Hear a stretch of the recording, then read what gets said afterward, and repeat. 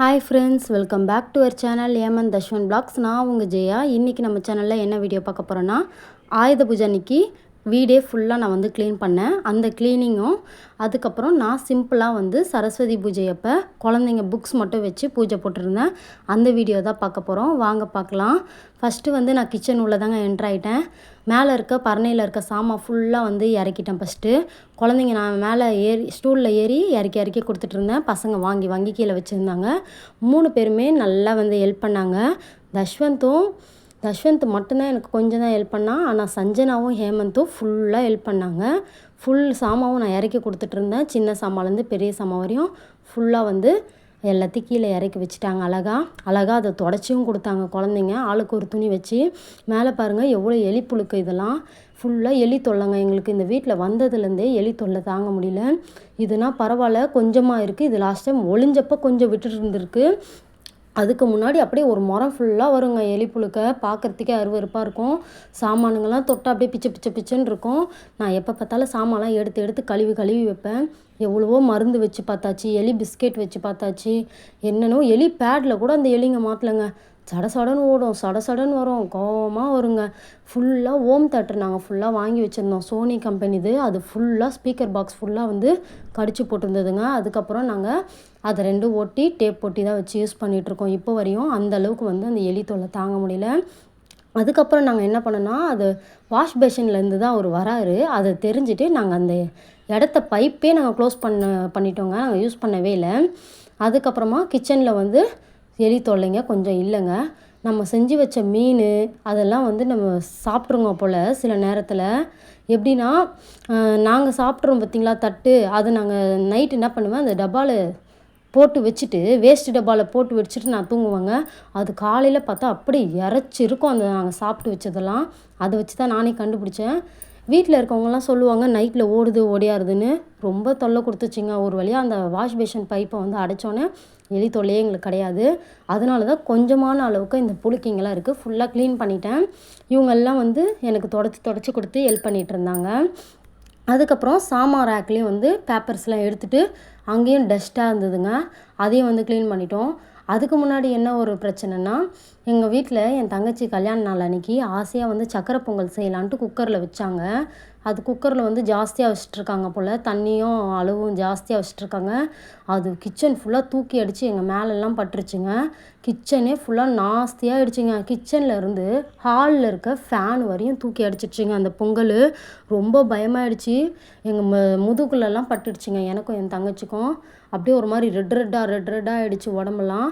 ரொம்ப பயந்துட்டோங்க. அப்புறம் குக்கரை பார்த்து யூஸ் பண்ணோம். அதுக்கப்புறம் நான் கொஞ்சமான அளவுக்கு பருப்புலாம் தாங்க யூஸ் பண்ணுவேன். நான் சக்கரை பொங்கல்லாம் செய்ய மாட்டேன், பருப்புக்கு தான் யூஸ் பண்ணுவேன். அதை வச்சு பார்த்தேன்.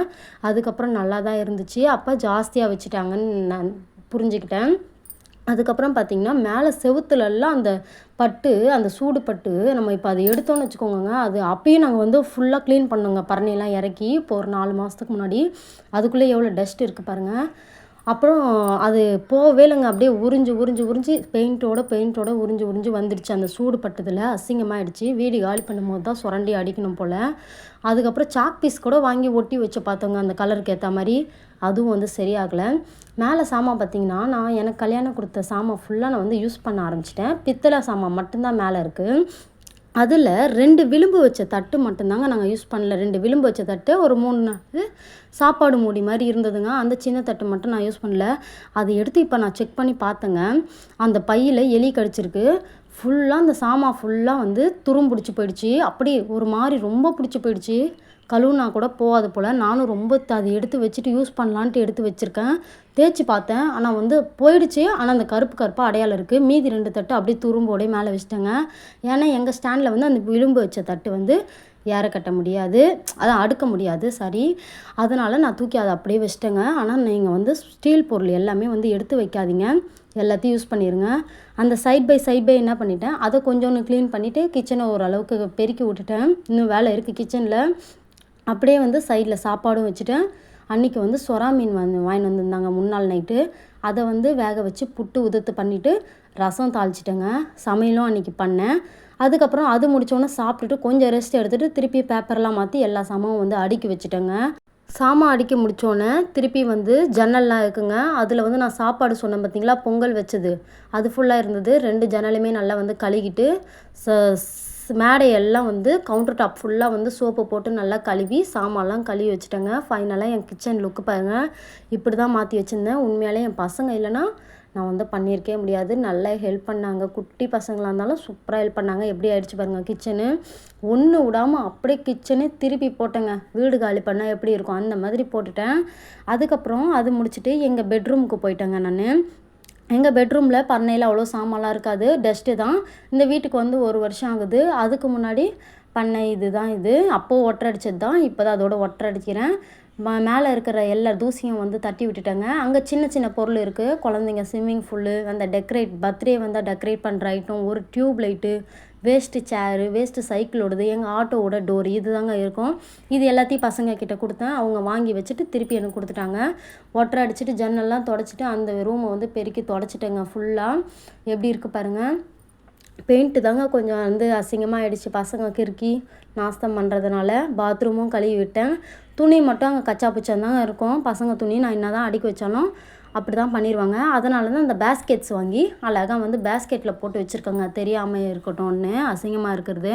அது முடிச்சுட்டு ஹாலுக்கு போயிட்டேன். இது எந்த இடம்னு பார்த்தீங்கன்னா, டிவிக்கு கீழே இருக்க ஒரு ஷோகேஸ் மாதிரி இடம். இதுக்கு வைக்கிறதுக்கு எங்களுக்கு எதுவும் இல்லைன்ட்டு ஃபோட்டோஸ் வச்சுருக்கோம். நாங்கள் எங்கள் வீட்டில் வந்து பசங்க ஃபோட்டோஸ் நிறைய இருக்குது.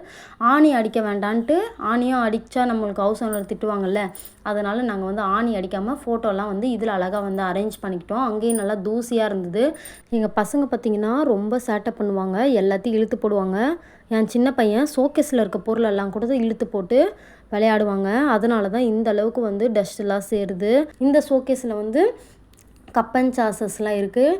ஹேமந்துக்கு வந்து ஸ்கூல் ஃபஸ்ட் ஸ்டாண்டர்ட் வந்து நியூ ஸ்கூலில் வந்து ஜாயின் பண்ணும்போது வெல்கம் கப்பாக ஒன்று கொடுத்துருந்தாங்க. அந்த கப்பும் வந்து இந்த ஷோகேஸில் தான் அடுக்கி வச்சுருக்கேன் அழகாக. அதுக்கப்புறம் பொம்மைங்கள்லாம் வந்து சைடில் வந்து ஒரு 2 நீட்டு இருக்குங்க அந்த ஷோகேஸில். அந்த பொம்மைங்கள்லாம் எடுத்துகிட்டு நல்லா டஸ்ட்டெல்லாம் அடித்து வச்சுட்டு திருப்பியும் வந்து அதே மாதிரி வந்து அடுக்கி வச்சுட்டேன் ஷோகேஸை. சைடு பை சைடாக பார்த்திங்கன்னா 2 பக்கமும் க்ளீன் பண்ணிவிட்டு டிவி, அப்புறம் வந்து ஃப்ரிட்ஜு இதெல்லாம் வந்து அழகாக தொடச்சி வச்சுட்டேங்க. இந்த வேலையை பார்த்திங்கன்னா நான் 3 நாள் தொடர்ந்து கொஞ்சம் கொஞ்சமாக பாட்டாக செஞ்சேன். ஒரு நாள் கிச்சன் பண்ணேன். அதுக்கப்புறம் ஒரு நாள் வந்து பெட்ரூம் ஃபுல்லாக பண்ணிவிட்டு ஹால் கொஞ்சம் முடித்தேன். 3ஆவது நாள் ஃபுல் கம்ப்ளீட் வீடையும் முடிச்சுட்டு கொஞ்சம் கொஞ்சம் பாக்கி இருக்க வீடெல்லாம் முடிச்சுட்டு அதுக்கப்புறமா அன்றைக்கி சாயந்தரம் தாங்க நான் பூஜை பண்ணியிருந்தேன். இதில் நிறைய வீடியோ வந்து எடுக்கலைங்க, ஏன்னா நானே வீடியோ எடுத்துகிட்டு நானே க்ளீன் பண்ணுறதுனால எடுக்க முடியல. இதுக்கு நடுவில் நான் 3 ஃபேன்லாம் தொடச்சிட்டேன். அதுக்கப்புறம் அத்தையோட பெட்ரூமில் ஃபுல்லாக பரணையில் இழுத்து போட்டு அதையும் வந்து ஏற கட்டி முடிச்சிட்டேன்.